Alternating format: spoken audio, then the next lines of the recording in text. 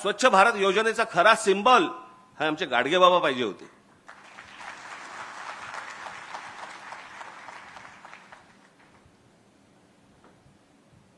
कधीतरी एकदा तुम्ही आपल्या पुस्तकांमध्ये डोकावा आणि महाराष्ट्राची नुसती फक्त परंपरा जरी नुसती बघत आलात, यांनी आम्हाला काय शिकवले. आज जे तुम्ही जगताय ना, आज ज्या वातावरणामध्ये, मी अनेकदा म्हणतो ना, हे बाहेरचे राज्यांमधले जे लोंढे येतात, बाहेरच्या राज्यांमधले लोक महाराष्ट्रामध्ये येतात. काय येतात? कारण जे महाराष्ट्रामध्ये वातावरण आहे ते भारताच्या कुठच्याही राज्यांमध्ये नाहीये.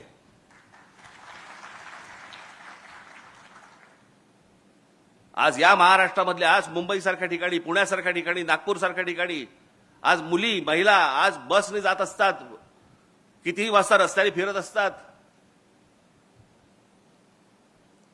आज ह्या महाराष्ट्रामधला माणूस कधी त्यांना आज वेड्या वाकड्या नजरेने बघणार नाही, कधी त्यांना हात लावणार नाही, कधी छेडछाड करणार नाही.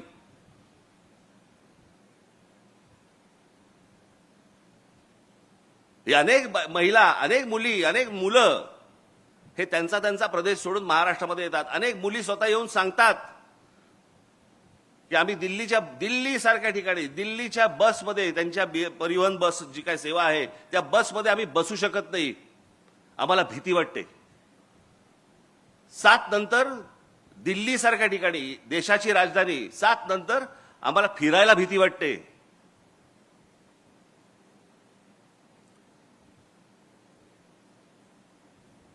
देशाच्या राजधानीमध्ये जर समजा महिला असुरक्षित असतील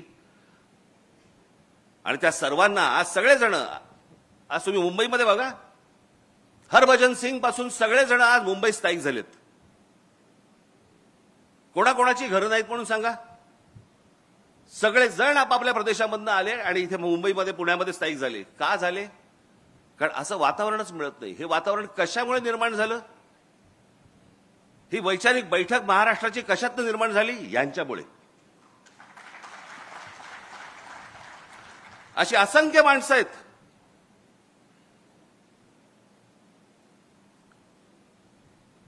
म्हणजे आज पुण्यामध्ये, मला अजूनही आठवते, लहान असताना मी जेव्हा पुण्यामध्ये येत असे, आजही आहे, काही आज वेगळं नाहीये, परंतु आज त्यावेळेला पण देखील अनेक महिला, अनेक मुली आज सायकल चालवायच्या, स्कूटर चालवायच्या. हे वातावरण कुठे नव्हतं हो. हा मोकळेपणा आला कुठून? हा मोकळेपणा महाराष्ट्राचा स्थायीभाव होता. महाराष्ट्रामध्ये आज महिला मोकळेपणाने फिरू शकतात, वागू शकतात, बाहेर जाऊ शकतात. या सगळ्या लोकांची जो घडवला ना महाराष्ट्र, याच्यातनं आज आपण हे सगळं बघतो आहोत.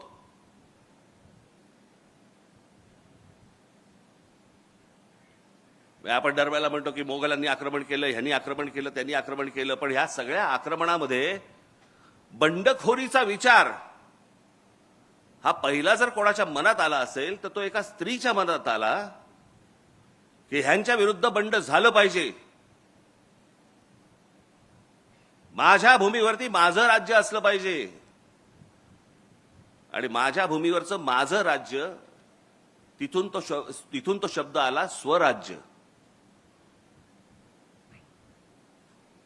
तो एका बंडखोर एका मुलीमध्ये आला, जिने आपल्या वडिलांना सांगायचा प्रयत्न केला, त्यानंतर आपल्या नवऱ्याला सांगायचा प्रयत्न केला, त्यांनी तो प्रयत्न केला देखील. ते आमच्या जिजाऊ साहेब, शहाजीराजांनी बंड केलं, फसलं, आणि मग ती संपूर्ण गोष्ट आपल्या मुलाकडनं करून घेतली. त्यालाही नशीब लागतं, त्याचा मुलगा जन्माला यायला लागतो.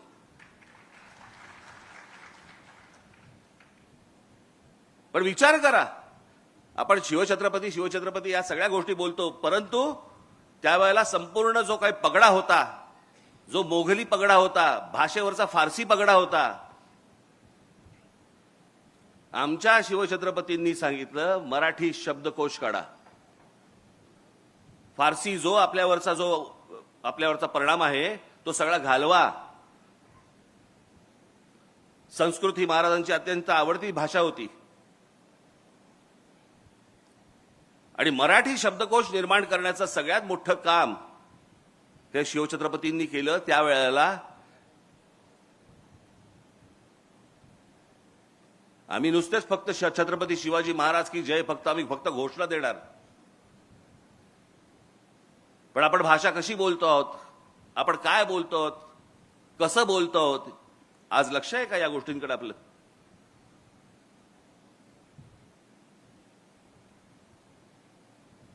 नुसती या महापुरुषांचे त्यांचे फक्त जयंती आणि पुण्यतिथ्यांना फक्त आपली आठवण येणार, त्यांची पुतळ्यांना हार घालून आम्ही मोकळे होणार. त्यांनी काय सांगितलं हे आपण संपूर्णपणे विसरलेलो आहोत आणि म्हणून आज महाराष्ट्राची ही अवस्था आहे.